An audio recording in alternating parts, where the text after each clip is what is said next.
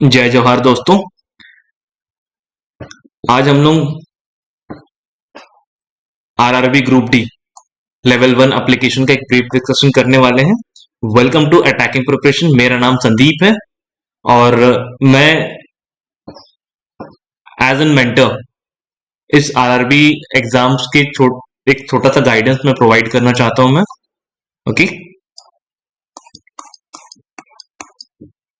ये RRB level one exam है, 7th पे कमीशन, सेंट्रल पे कमीशन, पे मैट्रिक्स का। ओके, इस एप्लीकेशन का स्टार्टिंग डेट जो है वो 23 जनवरी को स्टार्ट हो चुका है और इसकी क्लोजिंग डेट जो है 22 फरवरी इसकी लास्ट डेट है। आज 10 फेब है। ऑलमोस्ट 10 से 12 दिन और अभी आपके हाथ में इस फॉर्म को फिल करने के लिए। जिन्होंने फॉर्म फिलअप नहीं किया है, फॉर्म को फिल कर दीजिए।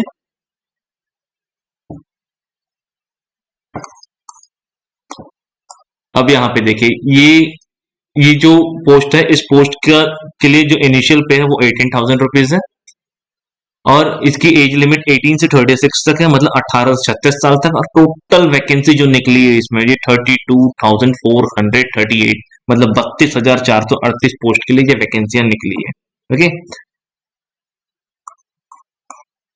अब इस पूरे फॉर्म में देखने वाली क्या क्या बात है, आप थोड़ा सा ये गौर कर लीजिएगा।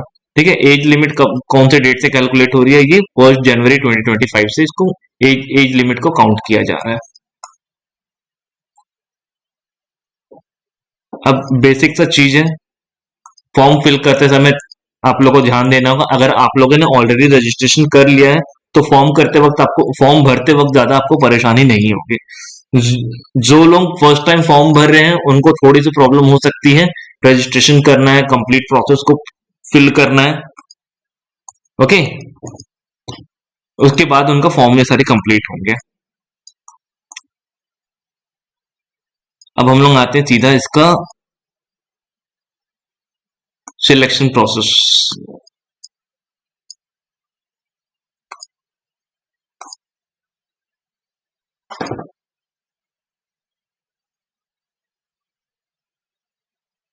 Recruitment process. अब रिक्रूटमेंट प्रोसेस में यहाँ पे आप लोग ध्यान दीजिएगा। ओके, एग्जाम जो होंगे यहाँ पे 4 स्टेजेस में एग्जाम होंगे। पहला सीबीटी होगा, दूसरा पीईटी होगा, मतलब फिजिकल एफिशिएंसी टेस्ट होगा, और तीसरा जो होगा डॉक्यूमेंट वेरिफिकेशन। एक बार आपका सीबीटी हो जाए, सीबीटी के बाद पीईटी कंप्लीट हो जाए, फिजिकल एफिशिएंसी टेस्ट, जिसको हम लोग नॉर्मल अपने लोकल लैंग्वेज में दौड़ बोलते हैं, दौड़ लगाएंगे। ओके, फिर डॉक्यूमेंट वेरिफिकेशन होगा, उसके बाद लास्ट में आपका मेडिकल होगा, आप कितने फिट हैं। ओके, उसके बाद देखिए, अब जो सीबीटी 1 होगा, सीबीटी 1 में इसका एग्जाम पैटर्न क्या है? इस एग्जाम में टोटल 100 क्वेश्चन आएंगे, जिसमें हर क्वेश्चन 1 मार्क का होगा। ये 100 क्वेश्चंस आपके 90 मिनट के अंदर आपको एग्जाम पूरे करने होंगे। इस 100 क्वेश्चन में 25 मार्क्स का आपका जनरल साइंस होगा, 25 मार्क्स का आपका मैथमेटिक्स होगा और 30 मार्क्स का आपका रीजनिंग होगा। फिर 20 मार्क्स का आपका general awareness and current affairs होगा। और यहाँ पर ध्यान देने वाली बात यह है कि इसमें नेगेटिव मार्किंग आपकी 1/3 है, मतलब ज्यादा गलतियां आपको नहीं करनी है। ओके,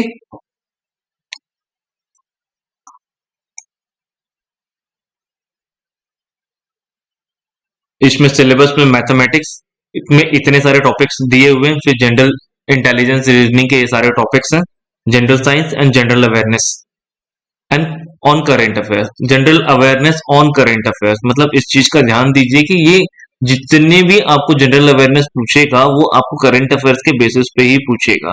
ओके, तो करेंट अफेयर्स के लिए आप लोग चिंता ना करें। करेंट अफेयर्स के लिए एक बाउंडेड टॉपिक्स को मैं कवर करवाऊंगा अपने चैनल में। ओके, उस टॉपिक से बाहर कुछ ना पढ़िएगा, क्योंकि करंट अफेयर्स एक समुंदर है। वहां पे अगर ज्यादा समय आप वेस्ट करेंगे तो बाकी सारी चीजें कब कवर करेंगे। अब आ जाते हैं physical efficiency test. Physical efficiency test में मेल कैंडिडेट्स और फीमेल कैंडिडेट्स के लिए दो अलग अलग कंडीशन है। मेल कैंडिडेट्स के लिए देखिए यहाँ पे 35 kg का वेट लिफ्ट करके 100 मीटर 2 मिनट के अंदर सिंगल चांस में आपको दौड़ लगाना है। ओके, जब ये हो जाएगा इसके बाद आपको 1000 मीटर मतलब 1 किलोमीटर का दौड़ आपको 4 मिनट 15 सेकेंड के अंदर ये भी सिंगल चांस में आपको दौड़ना है। ओके, ये दोनों कंप्लीट हो जाएगी आपकी तो आप पीईटी में पास हो जाएंगे, फिजिकल एफिशिएंसी टेस्ट में पास हो जाएंगे। लाइकवाइज फीमेल के लिए ये लोग 20 kg का वेट लिफ्ट करेंगे फीमेल कैंडिडेट और 100 मीटर का दौड़ लगाएंगे 2 मिनट के अंदर, 2 मिनट्स के अंदर।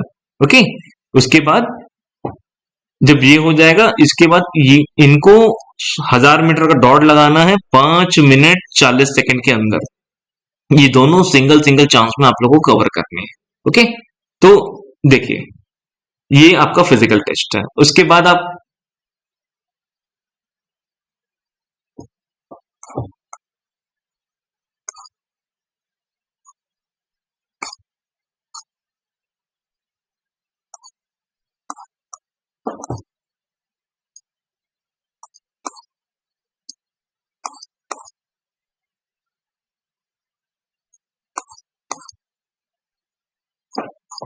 ठीक है,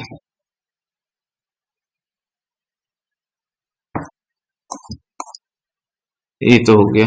अच्छा गाइज यहाँ पे एक चीज और ध्यान दीजिए, अगर इन केस अगर आप लोगों से कुछ गलतियां होती हैं, ठीक है, फॉर्म तो वैसे भी ऑनलाइन आप फिल करोगे, ठीक है, ऑनलाइन फिल करते समय आप अगर मोबाइल नंबर आप लोगों ने गलत डाल दिया या ईमेल आईडी या फिर कोई गलत रेलवे आप लोगों ने चूज कर लिया, जिस उस समय जो आपके मन में आ रहा था वो ना हो के कोई और रेलवे आपको चूज करना था, तो मॉडिफाई करते समय जितने बार आप मॉडिफाई करोगे उतने बार आपको 250 रुपीज पे करने होंगे। सो बी केयरफुल, आप एक ही बार फॉर्म भरिए, अच्छे से फॉर्म भरिए, बार बार 250 रुपीज पे करने की जरूरत नहीं पड़ेगी आपको। ओके, देखिए इसके बाद एक चीज और है, ये कॉल लेटर है समथिंग। अच्छा, कैंडिडेट जो भी ST ST कैंडिडेट्स हैं, SC ST कैंडिडेट है, ठीक है, ये लोगों को ट्रेन ट्रैवलिंग अलाउंसेस मिलेंगे। ओके, मतलब स्लीपर क्लास में आप ट्रेवल कर सकते हैं। कैसे करेंगे आप?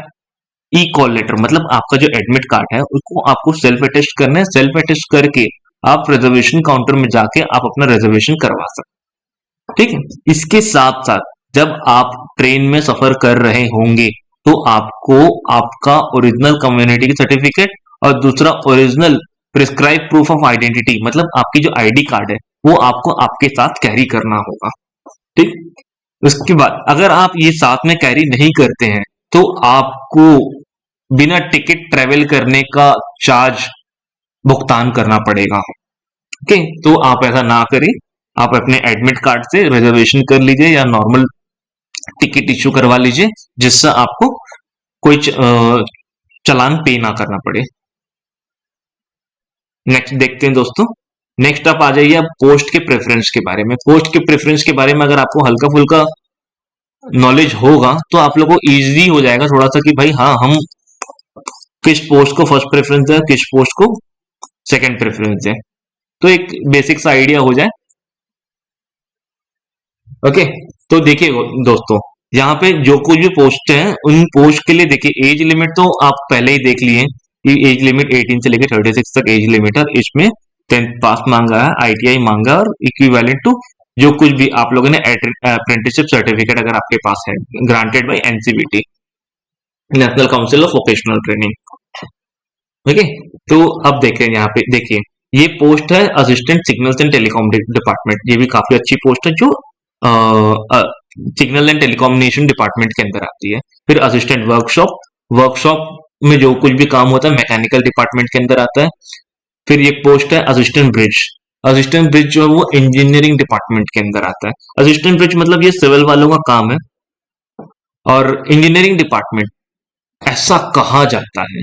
इंजीनियरिंग डिपार्टमेंट जो है वो सबसे बड़ी डिपार्टमेंट है रेलवे की, जिसमें रेलवे की मैक्सिमम एम्प्लॉय यहां पे काम करती है। ओके। फिर आता है assistant carriage and wagon repair. जितने भी कोचेस होते हैं, जितने भी ट्रेन के डिब्बे होते हैं, उनके मेंटेनेंस का काम यहाँ पे देखा जाता है। तो ये मैकेनिकल डिपार्टमेंट के अंदर आता है। उसके बाद वाली post assistant loco shed. Diesel वाली post assistant loco shed diesel, मतलब जो डीजल इंजन अभी भी जो चल रहे हैं उसके मेंटेनेंस के काम वो यहाँ पे इनके द्वारा देखा जाता है। तो ये मैकेनिकल डिपार्टमेंट के अंदर आता है। फिर असिस्टेंट लोको शेड इलेक्ट्रिकल, ये इलेक्ट्रिकल डिपार्टमेंट के अंदर आता है। फिर असिस्टेंट ऑपरेशन इलेक्ट्रिकल। देखिए इस पोस्ट का थोड़ा सा वैल्यू इसलिए ज्यादा है, कैंडिडेट जिनको लगता है कि हाँ भाई हम आगे प्रमोट होके गार्ड बनना चाहते हैं या स्टेशन मास्टर बनना चाहते हैं, तो असिस्टेंट ऑपरेशन डिपार्टमेंट वाले इसके लिए एलिजिबल होते हैं। वो लोग डिपार्टमेंटल एग्जाम दे के आगे स्टेशन मास्टर और एज एन ट्रेन मैनेजर, जिनको गार्ड भी बोला जाता है, तो प्रमोट होके आप लोग जा सकते हैं। और ये इलेक्ट्रिकल डिपार्टमेंट के अंडर आता है। ओके। उसके बाद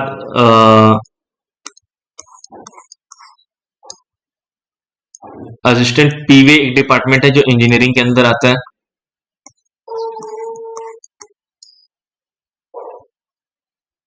अब यहाँ पे असिस्टेंट ट्रेन लाइटनिंग और assistant AC, train lightning and AC air conditioner, जो कोचेस में ट्रेन लाइटनिंग और एसी वाले जो काम होते हैं ना, उनके मेंटेनेंस का काम ये लोग देखते हैं। और ये भी इलेक्ट्रिकल डिपार्टमेंट के अंदर आता है।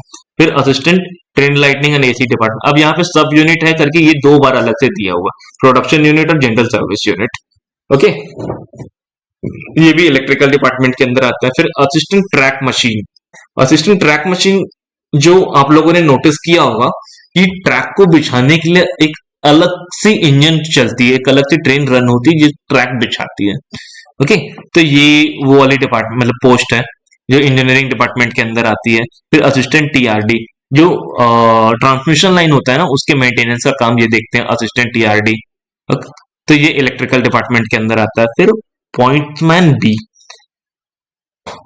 आप लोगों ने नोटिस किया होगा रेल पटरी के बीच में उतर के जो कोचेस को कपलिंग करना या इंजन और कोचेस को कपलिंग करना, जो आदमी कपलिंग करता है वो पॉइंट्समैन का काम होता है। ओके, ये ट्रैफिक डिपार्टमेंट के अंदर आता है। उसके बाद आता है ट्रैक मेंटेनर 4।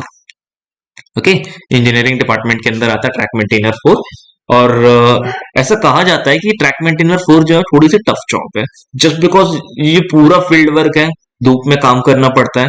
और जिन दोस्तों को लगता है कि नहीं यार हम तो अपने समय में 15-15 घंटा धूप में क्रिकेट खेला है, हमें क्या होगा, सो वो लोग इस ट्रैक मेंटेनर के प्रेफरेंस को फर्स्ट प्रेफरेंस दे सकते हैं।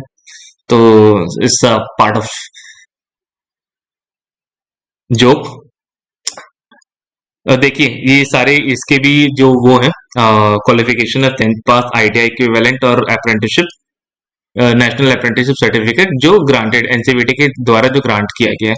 ओके, सो ये जस्ट एक ब्रीफ डिस्कशन था इस RRB group D level 1 notification का।